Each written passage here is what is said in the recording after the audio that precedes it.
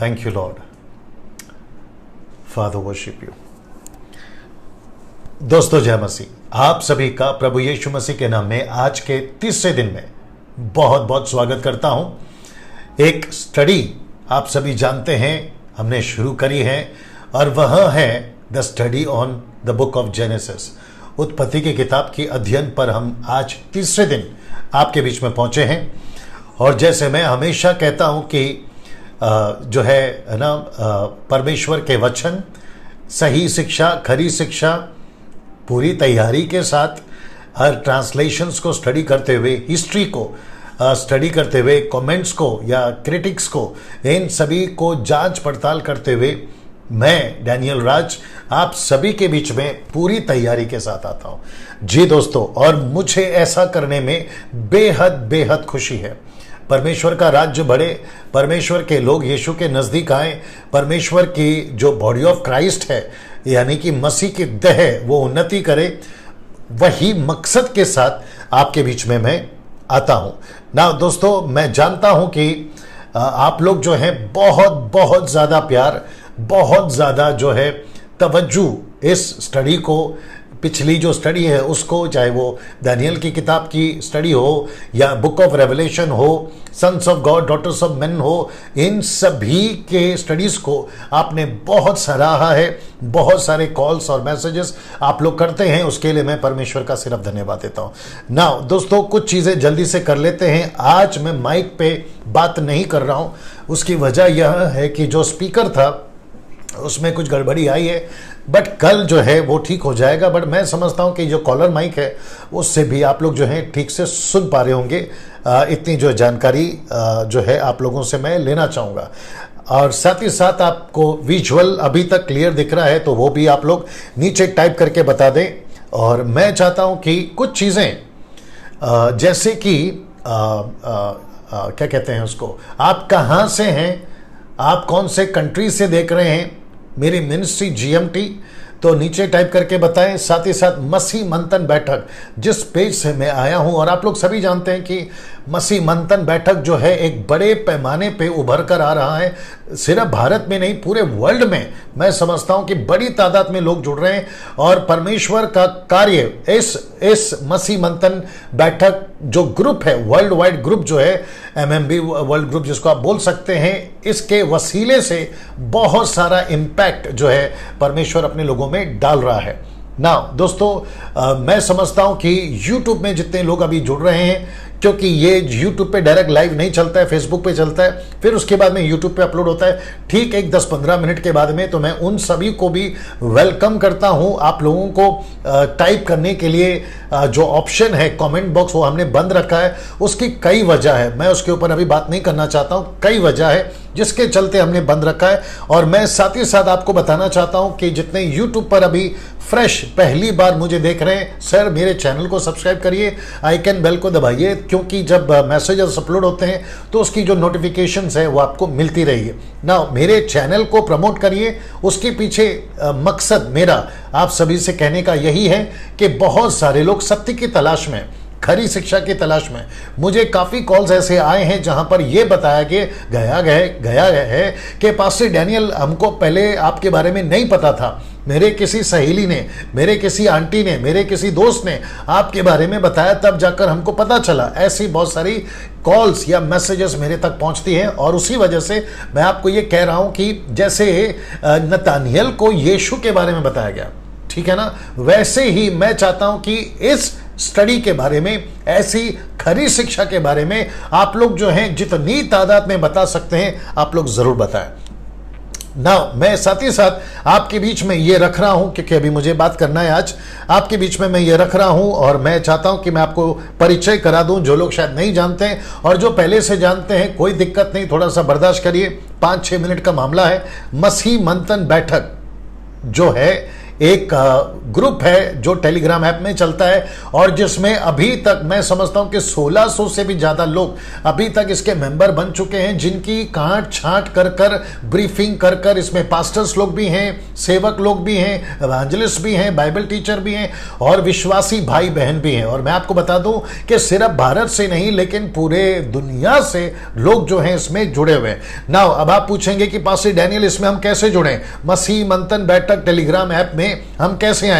तो सबसे पहले आप नीचे देख लीजिएगा, आपको डाउनलोड करना है मसीह मंथन ऐप, आप क्षमा करें टेलीग्राम ऐप आपको डाउनलोड करना है और फिर आपको जो है इन नंबरों पे कॉल करना है, ये नंबर, ठीक है ना दोस्तों। इस नंबर पे आपको जब कॉल करते हैं आप, तो आप जो है एक ये 3 नंबर और साथ में ये 3 नंबर, तो टोटल 6 नंबर हो गए हैं जिसमें आपको कॉल करना है और सुबह 10 से लेकर रात को 9 बजे तक ही कॉल करना है। और आप यदि ये फोन नहीं उठाते हैं, एक मैसेज ड्रॉप करिए।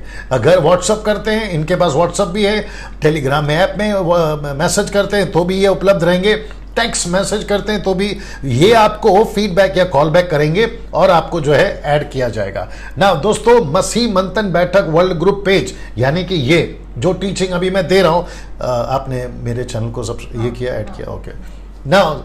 इसी पेज से मैं लगातार 3 दिन से आपके बीच में आ रहा हूं, लेकिन मेरा जो पर्सनल पेज है जहां से द बुक ऑफ डैनियल की स्टडी, रेवलेशन की स्टडी और न जाने रैप्चर की बहुत सारी स्टडी मैंने वहां से दी थी और उसके चलते काफी लोग वहां जुड़ गए थे, कोई दिक्कत नहीं है। लेकिन अब आपको साथ ही साथ इस पेज को भी लाइक करना है, मेरे पेज को भी लाइक रखिएगा, साथ ही साथ इसको भी लाइक रखिएगा, लाइक कर लीजिएगा और आपको यहीं से मैं जो है आपको दिखाई देता रहूंगा ना। साथ ही साथ मैं आपको यह भी बता दूं कि 50 दिन का अध्ययन में हम आप लोगों से कुछ डिसिप्लिन की उम्मीद रखते हैं, जैसे कि टाइम पर ऑनलाइन आना, ठीक 8 बजे, मैं 2 मिनट पहले आता हूं, ठीक 8 बजे आपको ऑनलाइन जुड़ जाना है, आप रेडी रहना है। प्रतिदिन लगातार 50 दिन तक, ऊपर आप लोग देख लीजिएगा, लगातार 50 दिन आपको ठीक 8 बजे आ जाना है और उसके बाद आपका बाइबल, नोट्स, पेन, आपका जो भी है, आपका आईपैड XYZ आपको रेडी रखना है, ताकि कुछ पॉइंट्स या क्वेश्चन मार्क, क्वेश्चंस अगर आप लोग लिखना चाहें, जो कि मैं दूसरे दिन आपको टाइम देता हूं, 10 से लेकर, माफ करें, 2 बजे से लेकर शाम को 6 बजे तक आपको मैं वक्त देता हूं और उसमें आप लोग बात कर सकते हैं। जैसे आज कई लोगों ने कॉल किया, मैं कुछ कुछ जिक्र भी करूंगा उसका। तो ये हो गया, नोट्स बना ले। साथ ही साथ ये जो स्टडी है ना, ये बहुत गंभीरता से सीखने लायक स्टडी है। जी दोस्तों, गंभीरता से मेरा मतलब है, आप यहां सुन रहे हैं, मुझे देख रहे हैं, आपके घर पे बच्चे खेल रहे हैं, आपका कुछ और प्रोग्राम चल रहा है, बीच में आप फोन उठा ले रहे हैं या कॉल्स आ रहा है, उन सभी को अवॉइड करिएगा ताकि आपका जो कॉन्सेंट्रेट है वो सिर्फ यहां पे रह सके। आई होप आप समझ रहे हैं मैं क्या कह रहा हूं, ठीक है ना दोस्तों। ना अभी 700 से भी ज्यादा लोग जुड़ चुके हैं, जो कि मैं चाहता हूं कि मैं आज की जो स्टडी है उसको मैं स्टार्ट करूं ना। मुझे उस मुद्दे पर लाने दीजिए स्लाइड को पहले। हम बहुत कुछ कल बात किए थे आपके बीच में और आज जो है हम यहां से आपके बीच में आना चाहेंगे, जो कि क्या कहते हैं, चलिए मैं यहां से जो कल रुका था मैं वहां से आ जाता हूं। जी दोस्तों, ये वाला जी आपके स्क्रीन के ऊपर आ गया ना। अब नोट करने वाली बात जो मैंने कल एंड किया था वो ये था कि परमेश्वर ने इनमें से 6 दिन में से जितनी भी चीजें बनाई, वो चाहे आकाश हो, पृथ्वी हो, समंदर हो, सूरज हो, चांद हो, तारे हो, पेड़ हो, पौधे हो, घास हो, फूल हो, फल हो, हाथी हो, शेर हो, चूहा हो, कुत्ता हो, बिल्ली हो, यहां तक कि मनुष्य, परमेश्वर ने इनमें से किसी की भी आराधना करने नहीं बोला था, आराधना करने नहीं बोला था। फिर नीचे आप देख सकते हैं कि फिर बिगड़ा कैसे। जी दोस्तों, बिगड़ा कैसे, उसके प्रोसेस में हम हैं और आज आपके बीच में मैं ला रहा हूं चैप्टर 2। हम इसके ऊपर आज बात करने जा रहे हैं, लेकिन चैप्टर 2 भी मैं पूरा कंप्लीट नहीं कर पाऊंगा। मैं वापस कहता हूं कि इसमें जैसे पहले अध्याय में बहुत सारा मसाला था, मैं वापस कहता हूं कि बहुत सारा मसाला, वैसे ही चैप्टर 2 में भी बहुत सारा मसाला है सीखने लायक। और आप सभी के बीच में मेरी पूरी कोशिश है ईमानदारी के साथ एक एक वचन का वर्स बाय वर्स आपका पवित्र आत्मा, मेरा पवित्र आत्मा, हमारा पवित्र आत्मा जो कुछ भी मुझे प्रकाशन दे रहा है रेवलेशन दे रहा है मेरे 27 साल के मिनिस्ट्री में, जहां पे मैं कई तरीके से सेविकाएं कर चुका हूं, वो चाहे वर्शिप का क्षेत्र हो, बाइबल टीचिंग की क्षेत्र हो, प्रीचिंग का, कन्वेंशन में, क्रूसेड में, या फिर पास्टर्स को ट्रेन करना। आप सभी के नॉलेज के लिए बता दूं कि कम से कम 5 से 6 साल से लगातार मैं 30 से 35 हजार भारत के पास्टरों को ट्रेन कर चुका हूं, अलग अलग डिनोमिनेशन के। ग्रेट कमीशन का मास्टर ट्रेनर के हैसियत से मैं ये ट्रेन कर चुका हूं, और आपको मैं बताना चाहता हूं कि मैं पूरी ईमानदारी के साथ आपके बीच में आ रहा हूं लगातार 2 दिन से, और आज का तीसरा दिन है, ठीक है ना। तो आज हम बात करने जा रहे हैं चैप्टर 2 की, और जो कि मैंने अभी आपसे कहा था ये बहुत गंभीर विषय है।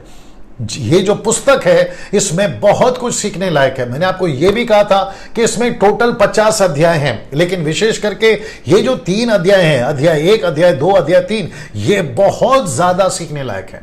अगर इसको समझेंगे तो मैं समझता हूं कि बाकी जो कड़ी है ना वो जुड़ती चली जाएगी और आप लोग उसको समझते जाओगे ना। साथ ही साथ मेरे नॉलेज में कुछ अभी आ रहा है जो कि आज बहुत सारे कॉल करने के बाद में मुझे एहसास हुआ कि ये लाइन जो मैं अभी बोलने वाला हूं आप सभी के बीच में मैं उसको रखूं। दोस्तों, मैं समझता हूं, जैसे आज मेरी बात भी हो रही थी कि इस विषय को, ये जो मेरा टॉपिक चल रहा है उत्पत्ति की किताब का, इसकी वीडियो YouTube, Facebook दोनों जगहों पर अपलोड है। जी, अपलोड है, उपलब्ध भी है, ठीक है ना।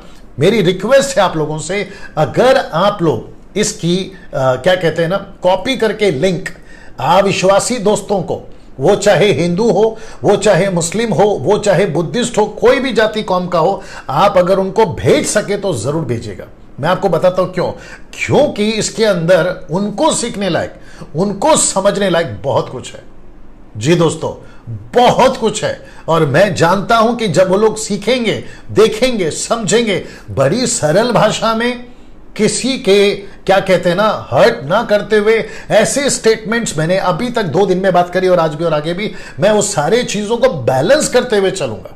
और मैं समझता हूं कि अगर ये वीडियो अगर वो लोग देख लेते हैं YouTube, Facebook पर, तो मैं समझता हूं कि वे भी शायद समझेंगे, जानेंगे। अगर पवित्र आत्मा उनको कन्विक्ट करता है, कन्विक्ट का मतलब है उनको क्या कहते हैं ना, तैयार करता है, मेरे को दूसरा हिंदी शब्द नहीं मिल रहा है, तो मैं समझता हूं कि उनका जीवन बदलेगा और वे भी सत्य को जानेंगे। और यही मकसद के साथ में मैं जो हूं आप सभी को यह अपील कर रहा हूं, रिक्वेस्ट कर रहा हूं कि आप लोग जरूर जो हैं अपने अविश्वासी दोस्तों को व्हाट्सएप पे जैसा ठीक लगे आप लोग जो है जरूर शेयर करेगा ना। दोस्तों, 955 लोग अभी जुड़ चुके हैं। अब मैं यहां से आगे बढ़ना चाहूंगा, और मैं समझता हूं कि दोस्तों कम से कम मैं 15 मिनट के आसपास हो गया बात कर रहा हूं।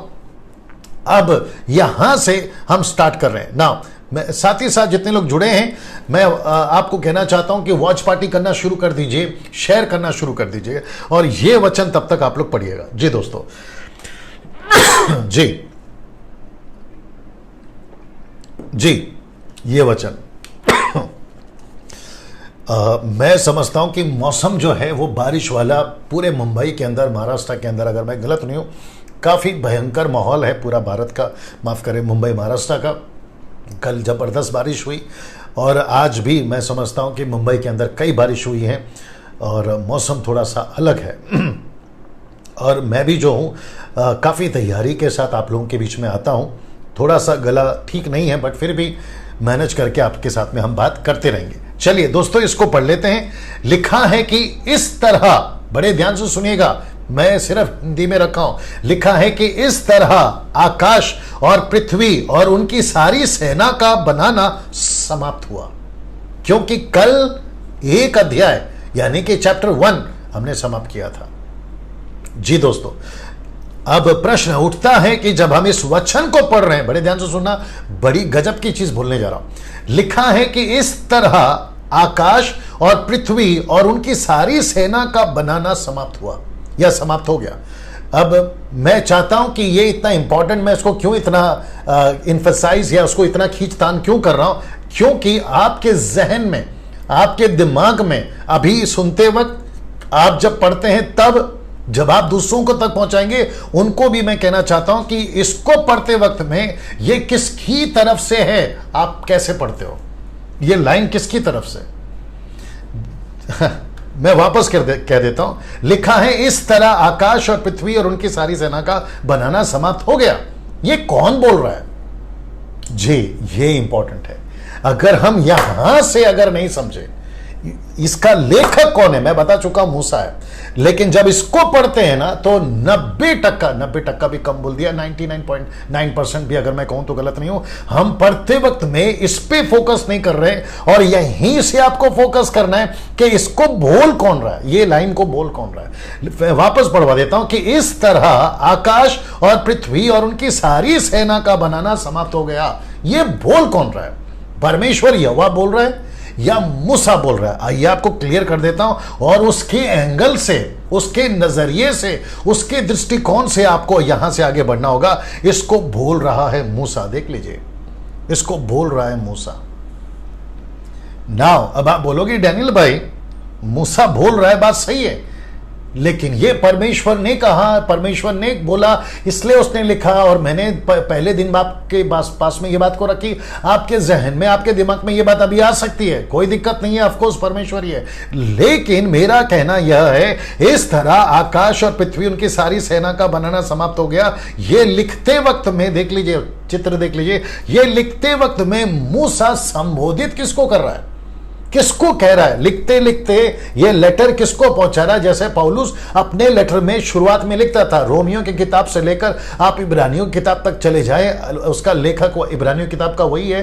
क्या कहते हैं ना कि हालांकि कोई मानने को तैयार नहीं है क्योंकि उसने अपना इंट्रोडक्शन नहीं दिया, लेकिन उसकी लिखाई से पता चलता है कि पौलुस है, वो अपने हर लेटर के पहले यही लिखता था, मैं पौलुस परमेश्वर का दास, चुना हुआ मसीह का सेवक, दुख उठाने के लिए तुमको नमस्कार, तुमको सलाम। फिर एंड करते वक्त में प्रिस्किल्ला को मेरा नमस्कार, फीबे को मेरा नमस्कार, तिमोथी को मेरा नमस्कार। ऐसे लिखते वक्त में वो जो लाइन होती थी ना, वो पौलुस की होती थी। ऑफ कोर्स परमेश्वर की पवित्र आत्मा की अगुवाई से बोलते थे या लिखते थे। वैसे ही मूसा ने इस बात को इजरायलियों को संबोधित कर रहा है, उस वक्त के जो मसीह यहूदी थे उनको संबोधित कर रहा है और उनको कह रहा है। और वो जो ओरिजिनल मैन्युस्क्रिप्ट जब लिखा जा रहा था इब्रानी भाषा में, उसको जब ट्रांसलेट किया गया अलग अलग भाषाओं के अंदर, ओल्ड टेस्टमेंट, न्यू टेस्टमेंट, और जैसे अनुवाद करते करते आज मेरे और आप तक पहुंचा हिंदी, मराठी, तेलुगु, तमिल, गुजराती, कन्नड़, पता नहीं दुनिया भर की भाषाएं जो हमारे पास पहुंची है। तो अभी जब हम इसको पढ़ रहे हैं तो किसकी तरफ से पढ़ रहे हैं? इसको बोल कौन रहा है? मूसा बोल रहा है। तो मूसा अभी आपको, मूसा वो जो भी बाइबल को पढ़ेगा वो मूसा को ऐसा लिखते हुए, बोलते हुए कि परमेश्वर ने, फिर से पढ़ देता हूं, इस तरह आकाश और पृथ्वी और उनकी सारी सेना का बनाना समाप्त हो गया। ये मूसा बोल रहा है। मैं आपको बता रहा हूं क्यों, क्योंकि अब यहां से आप आगे पढ़ोगे ना तो आपको मूसा के एंगल को पकड़ के देखना है कि मूसा कुछ जो घटा था, जिसको परमेश्वर उसको बताते आ रहा था, उसको वो लिख रहा है और इजरायलियों को संबोधित कर रहा है। जैसे मैं अभी आपको संबोधित कर रहा हूं, मैं जैसे अभी आपको प्रचार कर रहा हूं, तो मैं मूसा के एंगल से उत्पत्ति की किताब 2:1 पढ़ रहा हूं। आपको भी और उनको भी जो पहले पढ़े थे, मूसा ने उनको कहा कि देखो पृथ्वी का बनाना समाप्त हो गया, उनकी आकाश पृथ्वी सेना का बनाना समाप्त हो गया। तो जो सुन रहे थे उन्होंने बोला ओहो अच्छा अभी ऐसा हुआ है, फिर आगे क्या? वैसे ही मैं आपको बता रहा हूं। अब यहां से मूसा बोलते आ रहा है और मैं जहां तक आज बात करूंगा और कल तक ये जो चित्र है लिखाई वाला, ये साथ में चलता रहेगा ताकि आपको बीच बीच में इशारा मिलता रहे कि ओके ये मूसा बोल रहा है।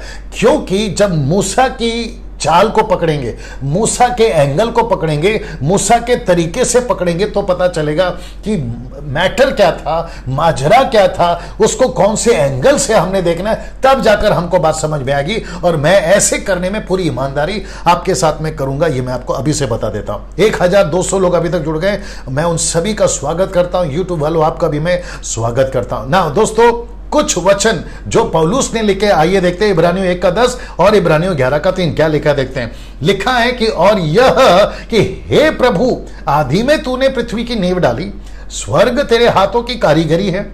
अब वचन इब्रानियों 11:3, विश्वास ही से हम जानते हैं कि सारी सृष्टि की रचना परमेश्वर के वचन के द्वारा हुई। अब वापस आता हूं कि जैसे मूसा बोल रहा है, इस तरह, ये मूसा बोल रहा है, इस तरह आकाश और पृथ्वी और उनकी सारी सेना का बनाना समाप्त हुआ। मैंने बीच में 5 मिनट के टॉपिक में मैंने कहा था, एक लाइन कही थी इंग्लिश में, the whole Bible is for you but not whole Bible is to you. ये आपको समझना बहुत जरूरी है। मैं इसको हिंदी में दोहरा देता हूं। सारी बाइबल आपकी है, लेकिन बाइबल में कुछ ऐसी चीजें हैं जो आपके लिए नहीं है। इसका मतलब है पूरी बाइबल आपकी है, लेकिन पूरी बाइबल में आपके लिए नहीं है। बहुत कुछ लिखा है, बहुत सारे लोगों ने लिखा है, बहुत सारे लोगों ने कहा है, तो इसको पढ़ते वक्त में ये मूसा का एंगल मैं आपके बीच में रख रहा हूं। मैं यहां पे क्या कर रहा हूं, उत्पत्ति की किताब की अध्ययन दे रहा हूं, स्टडी दे रहा हूं, तो मैं पूरी जस्टिफाई करूंगा, और यही मेहनत मैं कर रहा हूं, हर एंगल को चेक कर रहा हूं। क्योंकि जब तक हम एंगल चेक नहीं करेंगे कि कौन बोल रहा है, कौन लिख रहा है, परमेश्वर ने कितना कहा, मूसा ने कितना लिखा, मूसा जब लिख रहा है तो कैसे लिख रहा है, अगर हम उसको नहीं पकड़ेंगे, नहीं समझेंगे, गई भैंस पानी में। जी दोस्तों, ना वापस आते हैं कि इसको मूसा बोल रहा है और ये पौलुस है जिसने परमेश्वर के वचन को पुख्ता कर दिया या थप्पा मार दिया कि यह सारी सृष्टि परमेश्वर ने बनाई, उसके हाथ की कारीगरी है, और उसने अपने शब्द को भेजा, शब्द से कहा और चीजें होती चली गई। आमीन। आप लोग नीचे टाइप कर सकते हैं, अपनी प्रतिक्रिया दे सकते हैं। नाउ अब इसको देखिए, उत्पत्ति 2:2, वापस ये एरो देख लीजिएगा। मूसा यहां पर है, क्या कहता है, देखिए बड़े ध्यान से लिखा है, और परमेश्वर ने अपना काम, याद रखिए परमेश्वर ने नहीं बोला है, मूसा ने बोला है परमेश्वर के बारे में कि परमेश्वर ने, मूसा बोल रहा है। Got the point? आपको बात समझ में आ गई? तो मूसा बोल रहा है इजरायलियों को, मूसा बोल रहा है उस वक्त के लोगों को, मूसा बोल रहा है 6 लाख लोगों को जो 40 साल जंगल में उसके साथ चले थे। उसके बाद जो यहूदी आए थे यीशु के टाइम पे भी, तो मूसा की किताबें जिसको तोरा कहते हैं, 5 नबियों के, 5 मूसा की किताबें, उत्पत्ति किताबें, निर्गमन है, व्यवस्था है, गिनती है, व्यवस्था, विवरण है, ये 5 किताबों को मूसा कहते वक्त में बोल रहा है। बड़े ध्यान से सुनिएगा, परमेश्वर ने अपना काम जिससे वह करता था 7वें दिन समाप्त किया, और उसने अपने किए हुए सारे काम से 7वें दिन विश्राम किया। ये कौन है? मूसा। जी दोस्तों, मैंने यही तो आपको पहले दिन भी कहा था ना कि इसका लेखक मूसा है। तो मूसा अपना एंगल रख रहा है। अब बड़े ध्यान से सुनिए, मैं इसको इतना क्यों खींचतान कर रहा हूं, इसकी वजह एक ही है। मैं इसको खींचतान इसलिए कर रहा हूं क्योंकि आपको समझना जरूरी होगा। जब आप यहां से आगे पढ़ोगे, आप इसके एंगल को पकड़ के देखोगे। मेरी यही कोशिश आपके बीच में, लगातार 50 दिन मैं आपको हर क्या कहते हैं ना, उसका जो खजाना है वो उखाड़ उखाड़ कर, डिग कर कर कर, खोद खोद कर आपके बीच में रखने की कोशिश करूंगा। तो परमेश्वर ने अपना काम जिसे वो करता था 7वें दिन समाप्त किया, और उसने अपने किए हुए सारे काम से 7वें दिन विश्राम किया। ना दोस्तों, इसका इसी का कंटिन्यूएशन है वचन 3। आइए देखते क्या लिखा है, वापस एरो देख लीजिए, मूसा बाबा आ गए। लिखा है, परमेश्वर ने 7वें दिन को आशीष दी और पवित्र ठहराया। तो ब्रैकेट देख लीजिए, किसके लिए? यहूदियों के लिए। मैं आपको बताता हूं क्यों। क्योंकि उसमें उसने अपनी सृष्टि की रचना के सारे काम से विश्राम लिया। ये किसको बोल रहा है? मूसा, इजरायलियों को। ये किसको बोल रहा है? मूसा, यहूदियों को। तो यीशु के टाइम पे भी यही चर्चा चली थी। शास्त्री फरीसी यही कहते थे, विश्राम का दिन, विश्राम का दिन, सब्त का दिन। मैं उसको रखूंगा भी, मैं कुछ देर इसी पे बात करूंगा। तो मूसा उस वक्त में, बड़े ध्यान से सुनना, कनेक्ट हो जाए ना मेरे साथ में, उस वक्त में विश्राम का दिन पवित्र था। क्योंकि जब मूसा लिख रहा है तो परमेश्वर ने बार बार कहा था, 10 आज्ञा क्या थी? निर्गमन की किताब उसका 20वां अध्याय में 10 आज्ञा, यही 10 आज्ञा में सब्त का दिन को मानना बहुत ही ज्यादा जरूरी था, मैंडेटरी थी। मैंडेटरी आप तो समझते होंगे, कर्तव्य था, मानना ही था। तो उसने इसको हाईलाइट किया कि परमेश्वर ने 6 दिन काम किया, लेकिन 7वें दिन आराम किया, उसको पवित्र ठहरा। देख लीजिए ना, तो ये किसका एंगल है? मूसा का। तो जब पेंटिकोस्टल, कैरिस्मेटिक, या फिर आप और हम जो आज पढ़ते हैं, तो पढ़ते वक्त में बहुत सारे लोग कंफ्यूज कर जाते हैं कि ओहो, परमेश्वर ने पवित्र ठहराया था 7वां दिन, परमेश्वर ने ठहराया था। ऑफ कोर्स परमेश्वर ने ठहराया था, लेकिन लिख कौन रहा है? मूसा। परमेश्वर ने पवित्र ठहराया था, किसके लिए? यहूदियों के लिए। सीधा पॉइंट। अब इसका मतलब है कि जब आप एंगल पकड़ के पढ़ते हो तो दूध का दूध और पानी का पानी हो जाता है कि ओके, लिख रहा है मूसा, बोल रहा है मूसा, परमेश्वर ने उसको प्रकट किया था, और जितना प्रकट किया था या जितना कुछ बताया था, मूसा की कैपेसिटी, मूसा की ताकत, याद रखो वो भी इंसान है, वो जितना लिख सका पवित्र आत्मा की मदद से, उसने सब कुछ लिखा जिसको आज हम 50 अध्याय का उत्पत्ति किताब कहते हैं। लेकिन अभी आज पढ़ते वक्त में according to 1 John chapter 2 verse 27 ऐसा लिखा है कि वो पवित्र आत्मा का अभिषेक हमारे अंदर है, और वही हमको सिखाता है, बाहर से कोई और को सिखाने की जरूरत नहीं है। याद रखिए। और यीशु ने क्या कहा था यूहन्ना की किताब उसका 14 का 12 में, उसने कहा कि जब पवित्र आत्मा आएगा मेरी बातों को लेकर तुम्हें सिखाएगा। सीधा। तो इसका मतलब है दोस्तों कि मुझे और आपको यह समझना बहुत जरूरी है कि जब हम मूसा को पढ़ते हैं मूसा के एंगल से, तो हमको यह चीज पता चलता है कि परमेश्वर ने 7वें दिन को आशीष दी। मूसा बोल रहा है परमेश्वर ने आशीष दी। क्यों? क्योंकि उस वक्त में सबत फ्रेश था, उस वक्त में सबत मैंडेटरी थी, उस वक्त में पवित्र दिन को मनाना कंपलसरी था। कुछ भी हो जाए, अगर कोई काम पर भी चला जाता था, यह इतना पवित्र होता था उन लोगों के लिए कि ऐसा आदमी को पत्थर से मार दिया जाता था। Can you believe that? सिर्फ नौकरी पे चला गया, पत्थर से मार दो।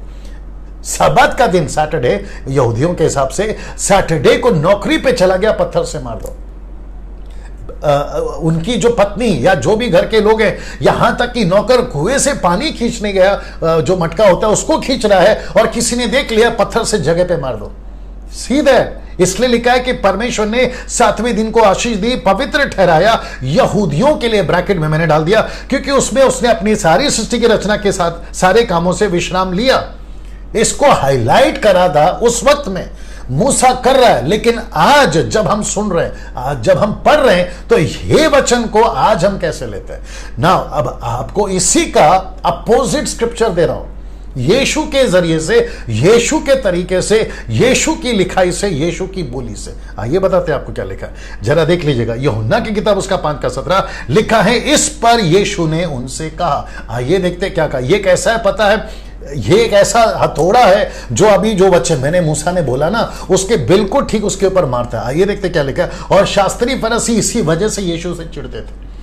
मुझे रिपीट करने दीजिए। शास्त्री फरीसी यीशु से इसी वजह से चिढ़ते थे। ये सबत को नहीं मानता, ये विश्राम दिन को नहीं मानता। कौन? यीशु। इसी चिढ़ से उन्होंने क्रूस पे चढ़ाया। आपको 4 किताबें पता होगी ना, मत्ती, मरकुस, लूका, यूहन्ना, ये 4 किताबों में इसी का तो जिक्र है। यीशु को सूली पे यही वजह से तो चढ़ाया।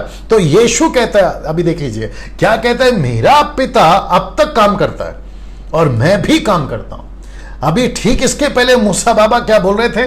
परमेश्वर ने 7वें दिन को आशीष दी, मैंडेटरी था ना, बता दिया, पवित्र ठहराया यहूदियों के लिए, ब्रैकेट में, क्योंकि उसमें उसने अपनी सृष्टि की रचना के सारे काम से विश्राम लिया। और उसके पीछे का वचन ये भी बता चुका हूं, परमेश्वर ने अपना काम जिसे वो करता था 7वें दिन समाप्त किया, अपने किए हुए सारे काम से 7वें दिन उसने विश्राम लिया। अब ये प्रकाशन पौलुस, माफ करें, मूसा को मिला, मूसा ने लिखा, लेकिन ठीक 4000 साल या 2000 साल या 2500 साल बाद में जब यीशु की एंट्री होती है, क्योंकि मूसा तक तो 1600 साल बीत चुके थे, उसके बाद में आपका नूह तक, उसके बाद में अब्राहम, फिर इसहाक, याकूब, मूसा का जिक्र आता है, लेकिन ठीक उसको 2000 बोल देते चलिए। 2000 साल के बाद में यीशु साहब की एंट्री होती है, और यीशु साहब क्या करते हैं? सीधा ये वचन बोलते हैं, इस पर यीशु ने कहा, मेरा पिता अब तक काम करता है। अब आप मुझे बताइए, कॉन्ट्रैक्टी है कि नहीं? कॉन्ट्रडिक्ट है कि नहीं? ऑफ कोर्स है कॉन्ट्रडिक्ट। ये वचन उत्पत्ति 2 का 3 और यूहन्ना 5 का 17 अपोजिट है, कॉन्ट्रडिक्ट है। अब यीशु कहता है मेरा पिता काम करता है, मूसा कहता है कि परमेश्वर आराम करता है। अगर 7 दिन में से एक दिन परमेश्वर आराम कर रहा है, यीशु कह रहा है मेरा पिता अब तक काम कर रहा है और मैं भी काम कर रहा हूं, तो इसका मतलब क्या हुआ? उत्पत्ति 2:2-3 आप समझ जाइए। यूहन्ना 5:17 यीशु कहता है अब हम क्या करें? इसीलिए अब इसको देख लो, याद रहे विश्राम दिन, 7वां दिन, सबत, कलीसिया, दुल्हन, नई वाचा के लोग और चेलों के लिए नहीं है, नहीं है, नहीं है। मैं वापस कह दूं, याद रहे विश्राम दिन, 7वां दिन, सबत, कलीसिया, दुल्हन, नई वाचा के लोग और चेलों के लिए नहीं है। आप कौन हैं? मैं कौन हूं? कलीसिया। आप और मैं कौन है? दुल्हन। आप और मैं कौन है? नई वाचा के लोग, यीशु के लहू के लोग। आप और मैं कौन है? यीशु के चेले। तो फिर ये 7वां दिन, विश्राम दिन, सबत दिन हमारे लिए नहीं है ना सर। ये यहूदियों के लिए। मैं आपको बताता हूं क्यों। पास्टर डैनियल, हम इसको क्यों नहीं माने? तो मैं वापस कहूंगा हम अन्य जाति हैं, हम अन्य जाति। अन्य जाति से मेरा मतलब है, यीशु ने कहा मत्ती 28 का 18 में, यीशु ने कहा प्रेरितों की किताब 1 का 8 में, गो टू द नेशंस, जातियों में जाओ, प्रचार करो, उन्हें चेला बनाओ, उन्हें मेरे बारे में बताओ, उनको मेरी शिक्षाएं दो, मेरी टीचिंग दो। टीचिंग क्या है? 4 किताबें, मत्ती, मरकुस, लूका, यूहन्ना। मत्ती में 28 है, मरकुस में 16, लूका में 24, यूहन्ना में 21 है। ये सारी चीजें उनको मानना सिखाओ। और यही पतरस ने करा, चेलों ने करा, पौलुस ने करा, आज आप और हम कर रहे हैं। तो यीशु यहां पर कह रहा है कि आप और मैं पिता जो है वो 24/7 काम करते हैं, और जिसके चलते मैंने कहा कि विश्राम दिन सब्बात दिन हमारे लिए नहीं है, क्योंकि हमको विश्राम करने कहा ही नहीं है। कैसे ही डैनियल भाई, ये देख लीजिए, क्योंकि हमें पवित्र आत्मा 24/7 काम करने को दिया गया। वाह, मैं कुछ सेकंड इसको रख रहा हूं, चाहिए तो उसकी स्क्रीनशॉट ले लीजिए आप लोग। वाह आप नीचे टाइप कर सकते हैं, आपको जैसा भी फील हो रहा है, जैसे कुछ लोग कर रहे हैं, मैं देख रहा हूं जी 1300 लोग देख रहे हैं अभी जी दोस्तों, क्योंकि हमें पवित्र आत्मा 24/7 काम करने के लिए दिया गया। तो जब मुझे और आपको पवित्र आत्मा दिया गया है, काम करने के लिए दिया गया है, तो मेरा प्रश्न उठता है कि विश्राम दिन 7वां दिन आप सब्बात काम कैसे मना सकते हैं? अगर इसके हिसाब से हम चले, जो कि यहूदियों के लिए था, और मैं वापस कहता हूं कि कुछ 2-2.5 हजार साल मूसा ने मैंडेटरी कर दी थी, परमेश्वर ने मूसा के द्वारा, कि इसको मनाना ही है, विश्राम दिन मनाना ही है। लेकिन जैसे ही यीशु मसीह क्रूस पे चढ़े और वो सेकंड लास्ट वर्ड यूज करा कि इट इज फिनिश्ड, ये समाप्त हुआ, ये पूरा हुआ, जैसे ही यीशु ने कहा, वहां से न्यू टेस्टमेंट स्टार्ट हो जाता है, वहां से न्यू टेस्टमेंट स्टार्ट हो जाता है दोस्तों, वहां से आपका न्यू टेस्टमेंट स्टार्ट हो जाता है दोस्तों जी, वहां से न्यू टेस्टमेंट स्टार्ट हो जाता है। न्यू टेस्टमेंट से मेरा मतलब है कलीसिया, दुल्हन, नई वाचा के लोग और चेले, वहां से स्टार्ट हो जाता है। Can you believe this? अब मैं आपसे पूछता हूं, जब मैं कह रहा था ना कि मूसा के एंगल से पढ़ना है, मूसा बोल रहा है, परमेश्वर ने अगुवाई करी, मैं इसके खिलाफ नहीं हूं, मैं उसको नहीं मना कर रहा हूं, लेकिन मूसा बोल रहा है, वापस दिखा देता हूं, मूसा बोल रहा है, परमेश्वर ने अपना काम जिसे वो करता था 7वें दिन समाप्त किया, अपने किए हुए सारे कामों से 7वें दिन विश्राम किया। यह लिखाई मूसा की है। मूसा अपना एंगल पेश कर रहा है। मूसा कह रहा है कि परमेश्वर ने ऐसा करा, परमेश्वर ने ऐसा किया, क्योंकि उसको परमेश्वर बता रहा है कि देख बेटा ऐसा हुआ था। तो ये मूसा पेश कर रहा है, मूसा के एंगल से हम पढ़ रहे हैं, और उसको ये परमेश्वर ने अगुवाई करा, उसने लिखा। ये बात को मैं मना नहीं कर रहा हूं, लेकिन जब यीशु एंट्री मारते हैं, यीशु साहब, यीशु जी, यीशु परमेश्वर जब एंट्री मारते हैं, तो वो कहते हैं मेरा पिता अब तक काम करता है। यह प्रकाशन मूसा को नहीं मिला, यह प्रकाशन यशाया को नहीं मिला कि मेरा पिता अब तक काम करता है। यह प्रकाशन यशाया नबी को, आपके यिर्मयाह को, हेजेकियल को, एलीशा को, एलिया को नहीं मिला। क्यों मिलेगा भाई? क्योंकि यीशु मसीह को पता था कि मेरा पिता काम कर रहा है। और कौन सा काम कर रहा है दोस्त? परमेश्वर वो काम कर रहा है जो जातियों को बचाना, परमेश्वर वो काम कर रहा है जो खोई हुई भेड़ों को बचाना। जक्कई के घर पर जाकर यीशु ने क्या कहा? लूका 19:10 में उसने कहा कि परमेश्वर का पुत्र खोए हुए को ढूंढने और उनका उद्धार करना है। आपको पता है यीशु ने क्या कहा? यूहन्ना 2:1 में उसने कहा कि वो रात आएगी जिसमें हम काम नहीं कर सकते, वो दिन है जिसमें हमें काम करना है। इसी को पौलुस कहता है 2 कुरिन्थियों 6वां अध्याय में वचन 1 और 2 में, वो कहता है अभी विश्वास कर लें, अभी तौबा का दिन है, अभी उद्धार का दिन है, अभी। इसलिए पवित्र आत्मा ने फिलिप को, प्रेरितों की किताब 8:26 में फिलिप को लीड करा कि जा खोजा का उद्धार कर। और ऐसी इमरजेंसी आज भी है दोस्तों, आत्मा को बचाना, मुंबई को बचाना, महाराष्ट्र को बचाना, AP, KP, MP, UP, Goa, Jammu Kashmir को बचाना, भारत के बाद जितने राज्य उसको बचाना। इसलिए लिखा है कि मेरा पिता अब तक काम करता है। तो फिर विश्राम कैसे करें? विश्राम कैसे करें? विश्राम का कॉन्सेप्ट ही अलग है सर, सब्बात का कॉन्सेप्ट ही अलग है। अगर आज कोई सब्बात को मानने लगे, अभी बीच में मुझे किसी ने कॉल किया था और मुझे बताया continue watching on your TV, ये क्या है? देखो, देख लीजिएगा, देख लो क्या करना है ना दोस्तों। बीच में मुझे कॉल आया था, मुझे कहा कि कोई लोग हैं, मसीह लोग, अपने कैरिस्मेटिक पेंटिकोस्टल के जो ग्रुप के लोग हैं, वो कह रहे थे कि इजरायलियों का कोई दिन मनाने लगे, या तो अगर मेरी याददाश्त ठीक है, न्यू ईयर टाइप कुछ उन्होंने वर्ड यूज किया था। न्यू ईयर इजरायलियों का जो होता था ना, वो न्यू ईयर ये मना रहे बोले। तो मैंने उससे कहा अगर इजरायलियों का न्यू ईयर सेलिब्रेट कर रहे हो, जो इजरायलियों का कैलेंडर है, तो फिर खतना भी करना चाहिए, उनको मंदिर में बलि भी चढ़ानी चाहिए, और जो कुछ पैटर्न चलता था ना यहूदियों का, वो पूरा का पूरा कॉन्सेप्ट को वापस लेकर आइए। कर सकते? नहीं कर सकते। इसलिए पौलुस कहता है गलातियों की किताब उसका 3 अध्याय वचन 10 में, वो कहता है कि जो 2 अध्याय 10 में, माफ करें, वो कहता है कि जो व्यवस्था के कामों पर भरोसा करता है वो श्रापित है, वो श्रापित है। Now see this. तो इसका मतलब है कि मेरा पिता अब तक काम करता है और मैं भी काम करता हूं। और मुझे और आपको यह समझना बहुत जरूरी है कि परमेश्वर यीशु मसीह ने कहा कि मेरा पिता काम करता है, इसलिए हमको भी काम करना है। 24/7 हमको काम करना है। 24/7। I hope you got the point. आप अपनी प्रतिक्रिया नीचे बताते रहें, डालते रहें, जैसे आपको ठीक लगता है आप लोग जो है हमें बताते रहें। नाउ दोस्तों आते हैं वचन 4 पे। लिखा है आकाश और पृथ्वी की उत्पत्ति का वृत्तांत यह है कि जब वे उत्पन्न हुए, अर्थात जिस दिन यहोवा परमेश्वर ने पृथ्वी और आकाश को बनाया। आकाश और पृथ्वी की उत्पत्ति का वृत्तांत यह है। इसको भी कौन बोल रहा है? मूसा बाबा। मैं बताता हूं आपको, इसको भी मूसा बाबा बोल रहे हैं। तो मूसा कह रहा है कि जब वे उत्पन्न हुए, अर्थात जिस दिन, कौन सा दिन? मैं आपको बता चुका हूं पहला और दूसरा दिन में। कौन सा दिन से परमेश्वर ने शुरू किया? पहले दिन उसने उजियाला और अंधेरा को अलग किया। ओके, आज एक कॉल आया था दोस्तों, मैं आपको वो भी क्लियर कर देता हूं। मुझे एक प्रश्न पूछा गया, जैसे मैंने आपको बताया कि आप लोग जो है, देख लो इससे थोड़ा पावर बढ़ा दो, 20 कर देना जी। मुझे आज एक कॉल आया था, वैसे मैं आपको बता चुका हूं कि लोग मुझे सवाल करने के लिए मैंने खुद ऑप्शन रखा था। आप लोग 2 से लेकर 6 बजे तक मुझे कॉल कर सकते हैं, जिसको मैं आखिरी में भी बताऊंगा। बड़े ध्यान से सुनेगा। वो व्यक्ति कहते हैं कि पास्टर डैनियल, परमेश्वर ने पहला दिन जो बनाया उसको सिर्फ बनाया ऐसा कहा, लेकिन अच्छा है ये नहीं बोला। फिर दूसरा दिन, तीसरा दिन, चौथा दिन, पांचवा दिन, छठवां दिन को सबको अच्छा अच्छा अच्छा अच्छा बोला, लेकिन पहले दिन को अच्छा क्यों नहीं बोला? तो मैंने उनको कहा कि सर, परमेश्वर ने अंधकार को अलग किया, उजाले को बनाकर अलग किया। तो अंधकार अगर अच्छा बोल दिया तो इसका मतलब है कि अंधकार को बनाकर या अंधकार को रखकर अच्छा बोल रहे, तो अंधकार के लिए अच्छा नहीं बोल सकते। ऐसे ही कुछ कुछ चीजें हैं, पढ़ते वक्त में हमें समझना बहुत जरूरी है। मैं वापस आ जाता हूं इस वचन के ऊपर, 2 का 4 के ऊपर। आकाश और पृथ्वी की उत्पत्ति का वृत्तांत यह है कि जब वे उत्पन्न हुए, अर्थात जिस दिन यहोवा परमेश्वर ने पृथ्वी और आकाश को बनाया। ना इसका कंटिन्यूएशन देख लेते हैं। 5 और 6, मूसा जी वापस आ गए, एरो देख लीजिएगा। तब मैदान का कोई पौधा भूमि पर ना था।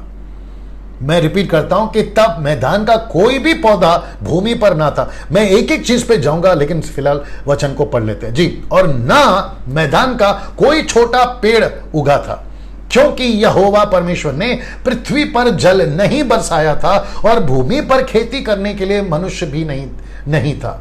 ना दोस्तों, मैंने अभी इसमें ऐड नहीं किया है, पहले इसको भी पढ़ लेते हैं। तो भी कोहरा पृथ्वी से उठता था, जिससे सारी भूमि सींची जाती थी। ना अगर आपके स्क्रीन के ऊपर यहोवा परमेश्वर पढ़ रहे हो तो आपको याद होगा कि यहोवा शब्द किसको दिया? मूसा को। यहोवा किसको शब्द दिया? इजरायलियों को। कहां लिखा है? व्यवस्था विवरण 6 का 4 में। मैं यहोवा तेरा परमेश्वर, एकमात्र परमेश्वर। याद आ गया आपको? ये मूसा अपना एंगल रख रहा है, मूसा अपना दृष्टिकोण रख रहा है। इसलिए मैंने शुरू में क्या कहा था, आपको मूसा के एंगल से ये लाइन को पढ़ना होगा। मूसा के एंगल से दूसरा अध्याय शुरू हो रहा है। ऑफ कोर्स पहला अध्याय भी उसी ने लिखा है, लेकिन एंगल पकड़िए ना। वापस आते इस वचन के ऊपर, पीछे से आ जाता हूं, वापस आते हैं। आकाश और पृथ्वी की उत्पत्ति का वृत्तांत यह है कि जब वे उत्पन्न हुए, अर्थात जिस दिन यहोवा परमेश्वर ने पृथ्वी और आकाश को बनाया। वचन 5 और 6, तब मैदान का कोई पौधा भूमि पर नहीं था। ऑफ कोर्स नहीं था। यह बात उसको किसने बताई? परमेश्वर ने। तो परमेश्वर ने मूसा को बताई, तो मूसा अपने लोगों को बता रहा है कि देखो इजरायलियों, देखो 6 लाख लोगों, तब मैदान का कोई पौधा भूमि पर नहीं था और ना मैदान का कोई छोटा पेड़ उगा था। उस वक्त में उगता था जब वो बोल रहा है, उस वक्त में पौधे दिखते थे जब वो बोल रहा है, लेकिन जब परमेश्वर की रचना का वर्णन कर रहा है तो तभी नहीं था। और याद रखो, भूमि अधन का बगीचा नहीं। मैं उसको कनेक्ट करूंगा। फिर कहता है क्योंकि यहोवा परमेश्वर ने पृथ्वी पर जल नहीं बरसाया था। लेकिन जब वो बोल रहा था ना इजरायलियों को, जब वो लिख रहा था ना, तो तभी उसको पता था कि बारिश क्या होती है। वाह, सी दैट। उसको पता था कि बारिश क्या होती है। नूहा तक बारिश क्या होती है किसी को नहीं मालूम था। नूहा के बाद पता चला बारिश क्या हो। अनाज कैसे उगता था, मूसा को पता था बारिश आएगी, 4 महीना तब अनाज उगेगा। गेहूं हो, चावल हो, आपका जो भी अनाज हो, ठीक है ना, कोई भी दाना, फल का, फ्रूट का जो भी हो, कैसे उगेगा? बारिश आएगी। लेकिन वो यहां पे कह रहा है क्योंकि यहोवा परमेश्वर ने पृथ्वी पर जल नहीं बरसाया था और भूमि पर खेती करने के लिए मनुष्य भी नहीं था। उसने लिखना चाहिए था कि खेती करने के लिए भूमि पर आदम नहीं था। उसने नहीं लिखा आदम, उसने लिखा कि खेती करने के लिए भूमि पर मनुष्य नहीं था, और उसने भूमि लिखा। मैं उसको भी कनेक्ट करूंगा। उसने अदन का वाटिका नहीं लिखा। मैं वापस कह रहा हूं कि मूसा का एंगल पकड़िए, तब आपको एक एक चीज बारीकी से पता चलेगी। दूध का दूध और पानी का पानी हो जाएगा। तो भी कोहरा पृथ्वी से उठता था, जिससे सारी भूमि सींची जाती थी। कब? नूहा तक ये कोहरा उठता था। नूहा के जहाज बनने तक बारिश का नामो निशान नहीं था दोस्तों, लेकिन कोहरा उठता था। ये मूसा को किसने बताया? ऑफ कोर्स परमेश्वर ने। तो मूसा पेश कर रहा है इजरायलियों को, मूसा बता रहा है 6 लाख लोगों को ऐसी घटना घटी थी। उसके बाद के जो लोगों ने पढ़ा वो मूसा के चश्मे से, मूसा के एंगल से ही पढ़ा। तो मूसा को परमेश्वर ने बताया, मूसा अपने लोगों को बता रहा है कि कोहरा पृथ्वी से उठता था और भूमि सींची जाती थी। बारिश नहीं आई क्योंकि परमेश्वर ने ठान के रखा था कि मैं पूरी पृथ्वी पे बारिश कब भेजूंगा, पूरी पृथ्वी पे बारिश कब होगी, मैं उसको बताऊंगा आपको जब मैं आऊंगा उस चैप्टर के ऊपर ना। दोस्तों इसको देखिए, अब यहां पे जो स्टार आप देख रहे हैं ना, भूमि, खेती, मनुष्य, इसका एक एक खुलासा आपके बीच में करने जा रहा हूं, इसलिए यहां पे डाल दिया। तो वापस आते हैं, लिखा है और भूमि पर खेती करने के लिए मनुष्य भी नहीं था। यह आपको मैंने अभी यहां पे पढ़ा दिया वाला लाइन, जिसको मैंने ब्लैक किया है, ठीक है ना। अब इसका खुलासा देने जा रहा हूं। शब्द भूमि, अधन का बगीचा अलग है और भूमि अलग है। अधन का बगीचा, मैं अभी आऊंगा कल और उसके ऊपर और आऊंगा। अब आप सोचिए, अधन का बगीचा में आपको खेती नहीं करना था, फल नहीं खाया था, तो खेती क्यों करेंगे साहब? अब आपको पता चल रहा है फर्क। ये मूसा का एंगल है। तो मूसा कह रहा है कि भूमि पर खेती करने के लिए मनुष्य नहीं था, भूमि पर, ना कि अधन के बगीचे पर, क्योंकि अधन के बगीचे में खेती नहीं होती, नहीं हुई थी। ये तो अधन के बगीचे में पाप करने के बाद परमेश्वर ने कहा था कि तुम मेहनत की रोटी खाएगा। याद आ गया आपको, जो कि मैं आगे भी पढ़वाऊंगा आपको, ठीक है ना। अब आप कनेक्ट हो रहे हैं मेरे साथ में। तो अधन का बगीचा में भूमि नहीं सींची जाती थी, अधन के बगीचे में खेती नहीं होती थी, अधन के बगीचे में आदम था, उसके बाद में मनुष्य का, मैं उसको भी कनेक्ट करूंगा। फिर लिखा है शब्द खेती, ये देख लीजिए, शब्द खेती, खेती कहां करेगा, अधन के बगीचे में या भूमि पे? तो मूसा को पता था कि अदन के बगीचे में खेती नहीं होती, तो इसलिए तो उसने भूमि लिखा है ना, अदन का बगीचा नहीं लिखा।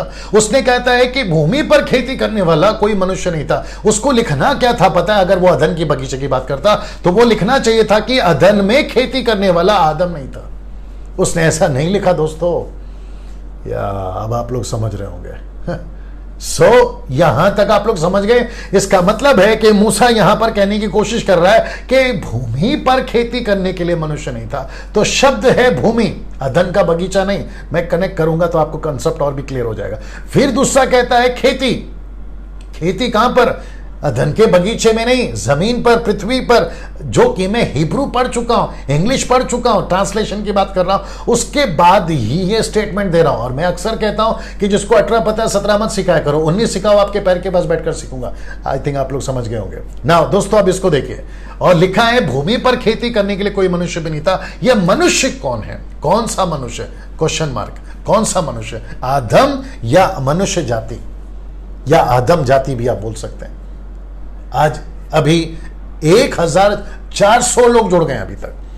उन सभी से रिक्वेस्ट करना चाहता हूं, सर आप लोग सिर्फ एक दिन जुड़े, दूसरा दिन ना जुड़े, ऐसा ना करें, लगातार 50 दिन। और मैं वापस कहता हूं कि बहुत मेहनत के साथ आपके बीच में आ रहा हूं और बहुत अलग तरीके से आता हूं। वो चाहे बुक ऑफ रेवलेशन हो, डैनियल की पुस्तक हो, या कोई और सब्जेक्ट, बड़े अलग तरीके से आता हूं। ये परमेश्वर का काम है, मेरा काम नहीं है। मेरी पढ़ाई आप लोग जानते हैं, मेरी स्टडी आप लोग जानते हैं। मैं कोई बाइबल कॉलेज नहीं गया। मेरे अंदर जो परमेश्वर है ना, वो दुनिया का बाइबल कॉलेज सिखाने वाला परमेश्वर है।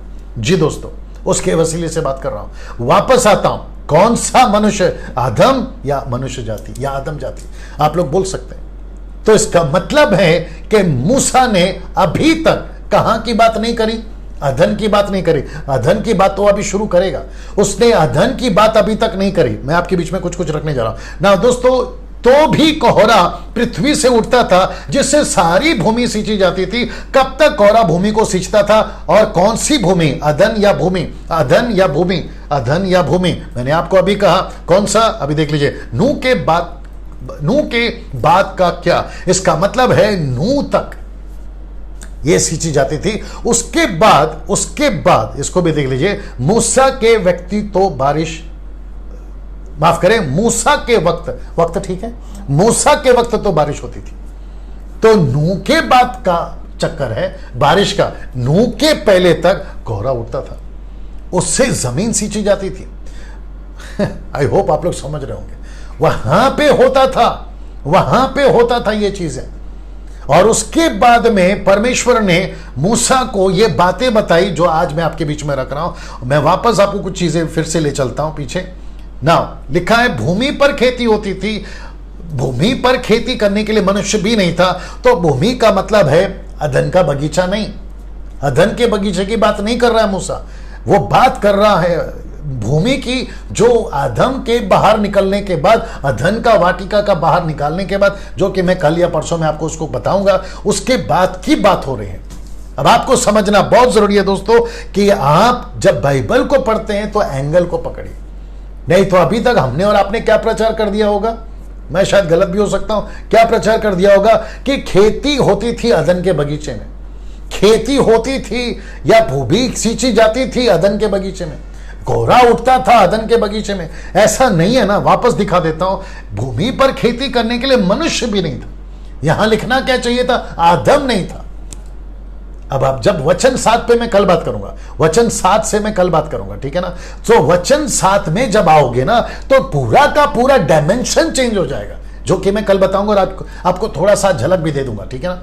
टोटल डायमेंशन चेंज हो जाता है, टोटल एंगल चेंज हो जाता है। फिर मूसा को परमेश्वर बताता है, जैसे दानियल की पुस्तक, रेवलेशन की पुस्तक में आपको चैप्टर के अंदर डायमेंशन चेंज होता होगा, पूरा का पूरा नजरिया चेंज हो जाता था। परमेश्वर उठाकर कहीं और ले जाता था, 12वें अध्याय की बात 11वें अध्याय में कर देता और 11वें अध्याय की बात 12वें अध्याय में कर देता।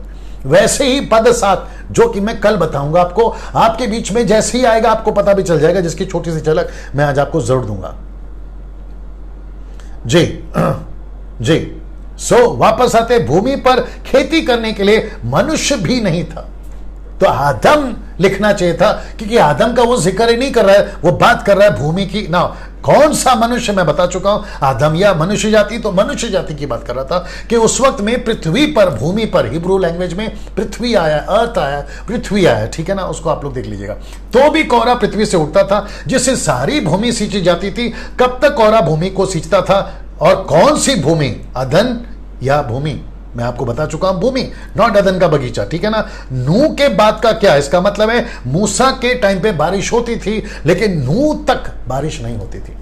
वो बारिश कब हुई, जब नूहा ने जहाज बनाकर कंप्लीट कर दिया। उसके बाद परमेश्वर ने आकाश को खोला, और मैंने कल बताया कि आकाश क्या है, पानी है। टोटल आकाश क्या है, पानी है। आप जिसको ब्लू देखते हो ना, वो पानी है वो पानी है साहब, वो पानी है ना।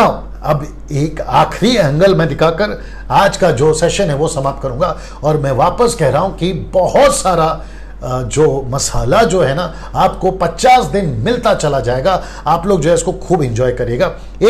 एक और एंगल है जो आपके बीच में मैं रखूंगा।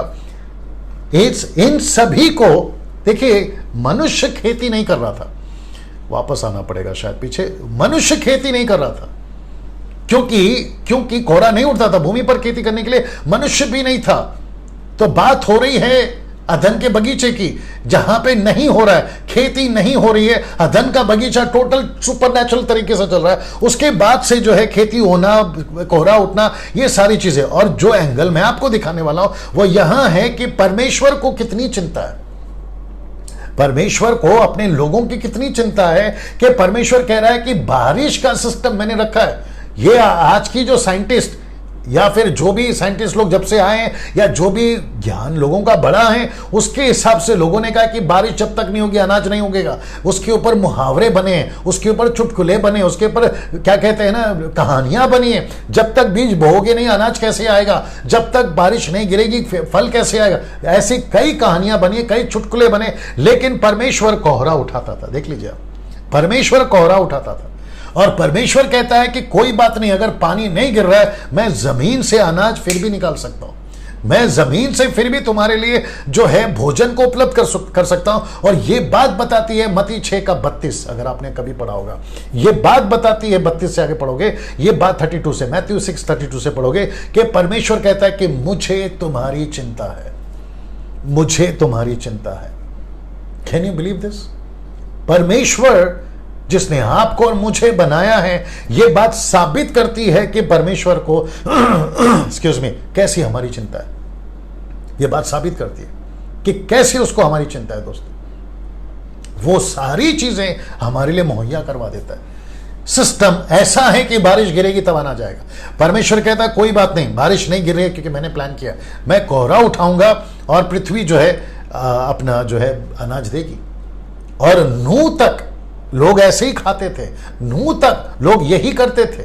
और ऐसा करते करते, बिल्कुल सच है, खेती होती थी, बीज बोया जाता था नूह तक में, लेकिन कोहरा उठाता था परमेश्वर। और इसको किसने लिखा? मूसा ने। मूसा के वक्त में बारिश हुई है, मैंने लिख दिया आपको, मूसा के वक्त में बारिश हुई है। वाह, काफी लोग जुड़ रहे हैं दोस्तों, काफी लोग अपने अपनी जो है प्रतिक्रिया दे रहे हैं। और बीच में किसी ने टाइप किया कि no need of going Bible college. बिल्कुल लेकिन अगर आपको टाइम मिलता है तो ज़रूर जाएं। और मैं समझता हूं कि आजकल वैसे ही हम सब आत्माओं को जीतना, चेला बनाने में एक प्रोसेस में है, तो उतना वक्त हमारे पास में नहीं होएगा। 3 साल 5 साल कौन जाएगा? देखिए कैसे आपको प्रभु अगुवाई करता है। बाइबल कॉलेज गलत है, मैं ये नहीं बोल रहा हूँ, अपने जगह पे सब सही है। जैसे आपको परमेश्वर अगुवाई करता है आप लोग जरूर जा सकते हैं, ठीक है ना। वापस आते हैं और फिर मैं समाप्ति पर आ जाऊंगा। परमेश्वर अपने लोगों की चिंता करता है। बारिश नहीं है, उसके बावजूद भी कोहरा उठाता है ना। दोस्तों, एक कल वाली बात बताकर मैं आगे बढ़ जाऊंगा ना। इसको देख लीजिए, ये नंबर है 9982335577, जिसमें आपको मुझे कल 2 बजे से लेकर शाम को 6 बजे तक आपको मुझे कॉल करना है। अगर अब आज की स्टडी में या फिर आज का आपका कॉल नहीं उठा पाया, जो 2 दिन की स्टडी का भी सवाल आपने अगर लिख कर रखा है, तो आप लोग मुझे पूछ सकते हैं, बिल्कुल पूछ सकते हैं। और याद रखिए कि स्टडी से संबंधित ही आप लोग जो है मुझे पूछें। अब जो मैं कल बात करूंगा, अब यहां से 7 एक अलग दुनिया आपको देखने को मिलती है। देख लीजिए, अब पद 7 से एक अलग दुनिया दिखती है। मैं आपको फोटो भी दिखा देता हूं, ये जी दोस्तों, मैं सिर्फ छोटी सी झलक दे देता हूं। कल मैं इसके ऊपर डिटेल में बात करूंगा दोस्तों। मैं आपको छोटी सी झलक देता हूं। झलक क्या है देख लीजिएगा। लिखा है वचन 7 में, यहोवा परमेश्वर ने आदम को भूमि की मिट्टी से रचा, उसके नथनों में जीवन का श्वास फूंक दिया, आदम जीवित प्राणी बन गया। उसका ठीक अपोजिट जो वचन 27, कौन सा? 1 का 27, तब परमेश्वर ने अपने स्वरूप में मनुष्य को रचा, अपने ही स्वरूप में परमेश्वर ने मनुष्य की रचना की, स्त्री और पुरुष के रूप में उसने मनुष्य की सृष्टि की। मैंने दोनों को पैरेलल क्यों किया है? वचन 7 कहता है, 2 का 7 कहता है आदम को भूमि की मिट्टी से रचा, तो इसका मतलब है परमेश्वर ने मनुष्य, मैनकाइंड, मनुष्य को, यानी कि पुरुष और स्त्री, 2 जेंडर है, मेल एंड फीमेल, दोनों को भी परमेश्वर ने अपना श्वास फूका, अपना श्वास फूका। अब जो टोटल डायमेंशन चेंज हो रहा है ना, जो कि मैं कल इसके ऊपर ज्यादा बात करूंगा। यहोवा परमेश्वर ने पूर्व की ओर अदन देश में एक वाटिका लगाई और वह आदम को, जिसे उसने रचा था, रख दिया। किसमें? वाटिका में। किसमें रखा? वाटिका में। ऐसा नहीं लिखा है कि भूमि में, ऐसा नहीं लिखा है कि भूमि में, जी ऐसा नहीं लिखा है कि भूमि में। तो इसका मतलब क्या है? भूमि अलग है, मूसा के एंगल से अदन का वाटिका अलग है। इसलिए लिखा है कि परमेश्वर ने मनुष्य को बनाया। वापस आ जाते हैं, परमेश्वर ने मनुष्य को बनाया और वाटिका में रखा। आप खुद ही देख लीजिए, आपकी उत्पत्ति की किताब से बात कर रहा हूं। आपने जिसको बरसों से पढ़ा है, 5 साल 10 साल, आज मुझे कॉल आए थे जो कह रहे थे कि पास्टर डैनियल, हम इतने समय से उत्पत्ति की किताब को पढ़ रहे हैं, लेकिन जो एंगल आप दिखा रहे हैं या जो एंगल आप पेश कर रहे हैं वो टोटली डिफरेंट है। ऐसी बातें आज हुई हैं और मैं वापस कहता हूं, ये मेरा नहीं है, ये परमेश्वर का काम है। तो इसका मतलब है कि कल जब हम इसको सीखेंगे तो कल पृथ्वी की बात नहीं होगी। अब यहां से 3 अध्याय तक, लेट मी रिपीट, यहां से 3 अध्याय तक वाटिका चलेगा। अदन की वाटिका, अदन की वाटिका वही चलेगी। और उसी के ऊपर आप जो है 3 अध्याय जब समाप्त होगा ना, तो 4थे अध्याय पे आने तक ये वाटिका चलेगी। और वाटिका में क्या क्या घटित होगा, इसकी सारी चर्चा मैं समझता हूं कल तो समाप्त नहीं होगा, लेकिन आपके बीच में जो है 2 दिन के अंदर बताएंगे। अब पद 7 जो है आपके बीच में मैं कल लेकर आऊंगा। जी दोस्तों, आपके बीच में मैं कल लेकर आऊंगा पद 7। टोटल डायमेंशन चेंज होता है। चलिए कुछ चीजें वापस आपको याद दिला देता हूं कि मसीह मंथन ग्रुप ऐड करिए, क्या कहते हैं उसको, उसमें जुड़ जाइए। आपका जो टेलीग्राम ऐप है उसको डाउनलोड करिएगा, मेरे पेज को, मसीह मंथन पेज को लाइक करिएगा, और यूट्यूब जो चैनल है उसको सब्सक्राइब करिएगा अगर नहीं किया है, और दूसरों को प्रमोट करिएगा ताकि वे भी परमेश्वर के राज्य में बढ़ सके। वापस कहता हूं कि कल पद 7 को आप लोग भी पढ़ के आइएगा, यहां से शुरू करेंगे। शेयर जरूर करिएगा। प्रभु आपको बहुत आशीष दे। कल ठीक 8 बजे आप सभी से मुलाकात होगी। अपना ख्याल रखिए। जय मसीह।